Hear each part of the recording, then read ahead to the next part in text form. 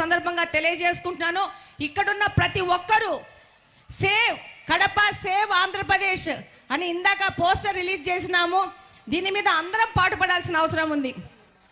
ఇంకొక ముక్క విషయము, ఇది నా కడప నియోజకవర్గం గురించి మాట్లాడుతూ ఉన్నాను. డిప్యూటీ సీఎం గారు, మాది కార్పొరేషన్లో మాకు ఈ రోజున్న పరిస్థితికి నేను 5 నెలలైందంటే 6 నెలలైంది ఎమ్మెల్యేనయ్యి. నేను లర్నింగ్ పీరియడ్లో ఉన్నాను. నాకు ఎంతో బాధ అవుతా ఉంది ఈరోజు వింటుంటే. ఇంతకుముందు కార్పొరేషన్స్ అంటే నిధులు ఎక్కువగా ఉండేటివి కార్పొరేషన్ డెవలప్మెంట్ కోసం. కానీ ఈరోజు మా కడప కార్పొరేషన్ ఆదాయాలు ఏంటంటే 40 కోట్లు 45 కోట్ల కంటే లేవు. అందులో మాకు శానిటైజేషన్కు జస్ట్ కరెంటు బిల్లులకే 60 కోట్లు కట్టుకోవాలా. ఇంకా మిగతా మౌలిక వసతుల కల్పన ఎక్కడి నుంచి చేస్తామో అర్థం కాని పరిస్థితిలో ఉంది. ఈరోజు మీరు పంచాయతీరాజ్ మంత్రి గారు, కానీ నరేగా నిధుల ద్వారా గ్రామాలకి పెద్ద ఎత్తున నిధులు వస్తున్నాయి.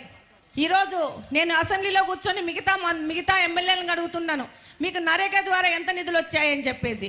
వాళ్ళు చక్కగా 30 కోట్లు వచ్చాయి, 40 కోట్లు అని చెప్తా అంటే మాకు 15th ఫైనాన్స్ కమిషన్ కింద 4 కోట్లు వచ్చాయి.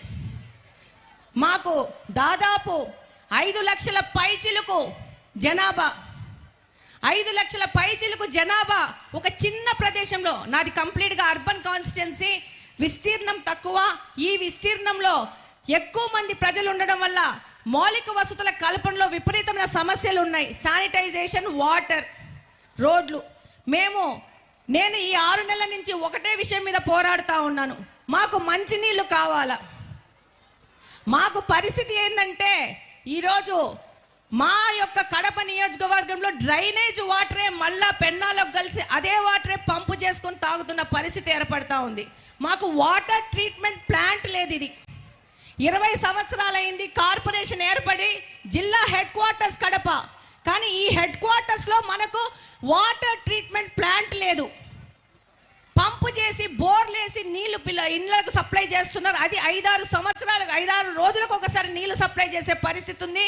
మురికి నీళ్ళు వచ్చిన పరిస్థితి ఉంది. మాకు ఒక ఎస్టీపీ లేదు. మాకు ఒక సమ్మర్ స్టోరేజ్ ట్యాంక్ లేదు.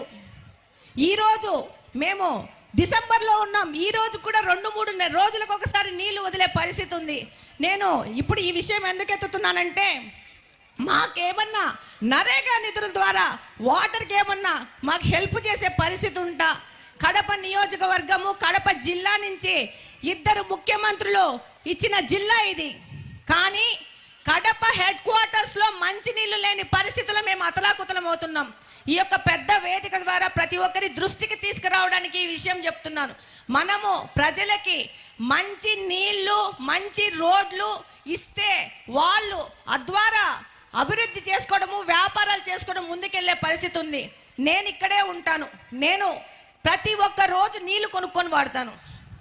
దాదాపు ఈ యొక్క కడప నియోజకవర్గంలో కార్పొరేషన్ పరిధిలో 200 పైచిలకు ప్రైవేట్ వాటర్ ప్లాంట్స్ ఉన్నాయి. ఇది ఒక కుటీర పరిశ్రమ లెక్క వాటర్ ప్లాంట్స్ పెట్టుకొని వ్యాపార వర్గాలకు వ్యాపారం చేసుకోవడానికి ఉపయోగపడుతుందని. కానీ ఈ యొక్క కడపకి మున్సిపల్ కార్పొరేషను నీళ్ళు ఇచ్చే పరిస్థితి మనము కల్పించాల్సిన అవసరం ఉందని ఈ సందర్భంగా డిప్యూటీ సీఎం గారికి విజ్ఞప్తి చేసుకుంటున్నాను. ఇది చాలా క్రానిక్ ప్రాబ్లము. ఈరోజు కిరాణా స్టోర్స్లో కూడా సైడ్ బిజినెస్ కింద చిన్న వాటర్ ప్లాంట్ పెట్టుకొని అమ్ముకుంటున్నారు. ఇంకొక ముఖ్య విషయం ఏంటంటే, మీ దృష్టికి తీసుకురావాల్సిన అవసరం ఉంది.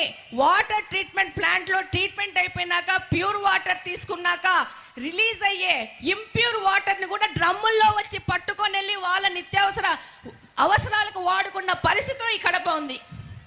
ఈ మేజర్ ఇష్యూని ఇన్ని సంవత్సరాలు ఇతర పార్టీ వాళ్ళు ఎందుకు దీని మీద దృష్టి సారించలేదో నాకు అర్థం కావట్లేదు. ఒక్కొక్క ఎమ్మెల్యే 10 సంవత్సరాల నుంచి గెలిచానని చెప్తున్నారు. కానీ ఈ 10 సంవత్సరాల్లో వాళ్ళు 10% కూడా వాళ్ళ దృష్టి ఈ నీళ్ళ మీద వాళ్ళు కేంద్రీకరించింటే ఈరోజు కడపకి పరిస్థితి వచ్చేది కాదు. కాబట్టి ఈ సందర్భంగా ఇక్కడ ఇంతమంది అధికారులు ఉన్నారు.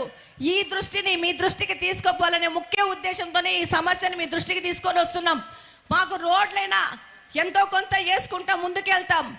శానిటైజేషన్ కాలువలు ఎట్లో అట్లా చేసుకుంటాం. కానీ ఈ మంచినీళ్ళు అనేది బయట నుంచి తెచ్చుకోవాల్సిన అవసరం ఉంది.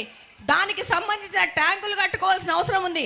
కొంచెం ఒక చిన్న ఇంపార్టెన్స్ ఇచ్చి కడప నియోజకవర్గము రాయలసీమలో వెనకబడిన ప్రాంతము, ఇది మాకు ఇద్దరు ముఖ్యమంత్రులు ఇచ్చింది అదృష్టమో దురదృష్టమో అది ప్రజలు ఒకరినొకరు ప్రశ్నించుకోవాల్సిన అవసరం ఉంది. కాబట్టి ఈ సందర్భంగా నేను తెలియజేసుకుంటున్నాను, తప్పకుండా మీరు ఈ విషయం మీద దృష్టి సారించి మా కడపను కాపాడాలని కోరుకుంటున్నాను. రెండవ విషయం, ఇప్పుడు పిల్లోళ్ళకి నేను మదర్ని, నాకు ఇద్దరు పిల్లోళ్ళు, ఈ ట్యాబులు ఇవన్నీ ఇచ్చి ఈ యొక్క దీనివల్ల జరిగే అనర్థాల గురించి కూడా ఒక విశ్లేషణ చేయాల్సిన అవసరం ఉంది.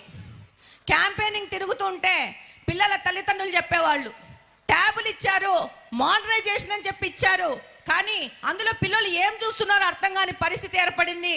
వాళ్ళకి విద్యా వ్యవస్థ అభివృద్ధి చేశామన్నారు కానీ గత ప్రభుత్వము విద్యార్థులని రకరకాల వాటికి ఎక్స్పోజర్ చేసి నాశనం చేసిన ఘనత కూడా వాళ్ళకి ఇవ్వాలని కోరుకుంటున్నాను. అలాగనే ఈరోజు డిప్యూటీ సీఎం గారికి దృష్టికి తీసుకెళ్తున్నాను. ఈ యొక్క కడపలో ఈ యొక్క ఎడ్యుకేషన్ రిఫార్మ్స్లో ప్రాథమిక పాఠశాలల్ని విలీనం చేశారు. దీనివల్ల టీచర్లకు విద్యార్థులకు చాలా నష్టం జరిగింది. దూర ప్రాంతాలు లేకుండా డ్రాప్ అవుట్స్ పెరిగినారు.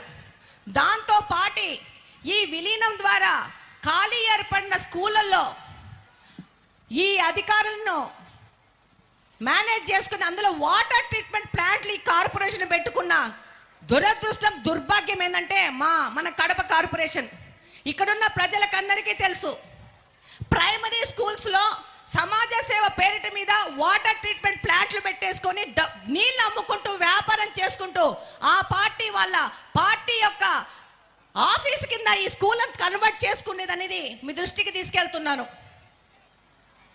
దీని మీద ఒక విచారణ జరిపి ఈ కార్పొరేషన్లో రెజల్యూషన్స్ చేసి దాన్ని అధికారికంగా అప్రూవల్ ఇచ్చుకొని స్కూల్స్ని పిల్లలకు చదువులు అక్కర్లేదు, వీళ్ళకి ఆ స్కూల్స్ని కబ్జా చేసుకొని ఒక సోషల్ అవేర్నెస్ ప్రోగ్రామ్ కింద వాటర్ ప్లాంట్లు పెట్టి వాటిలో ఆ పార్టీ ఆఫీసులు పెట్టేసుకొని అక్కడ గుమ్ముకొని పార్టీ కార్యక్రమాలు చేసుకుంటా ఉండరు. దీని మీద కలెక్టర్ గారికి, కార్పొరేషన్ కమిషనర్ గారికి, అలాగనే డిప్యూటీ సీఎం గారి దృష్టికి తీసుకెళ్తున్నాను. దీంట్లో మేము కూడా మా ప్రయత్నం చేసినాము. వాళ్ళు ఈ యొక్క కార్పొరేషన్ గత 20 సంవత్సరాల నుంచి ఆ పార్టీ ఆధీనంలో ఉండడం వలన వాళ్ళు దీన్ని కబ్జా చేసుకొని ఇలాంటి అవినీతి చేసి పిల్లల స్కూల్స్ను కూడా కబ్జా చేసిన పరిస్థితులు ఈ కడపలో ఉన్నాయని అందరి దృష్టికి తీసుకెళ్తున్నాను.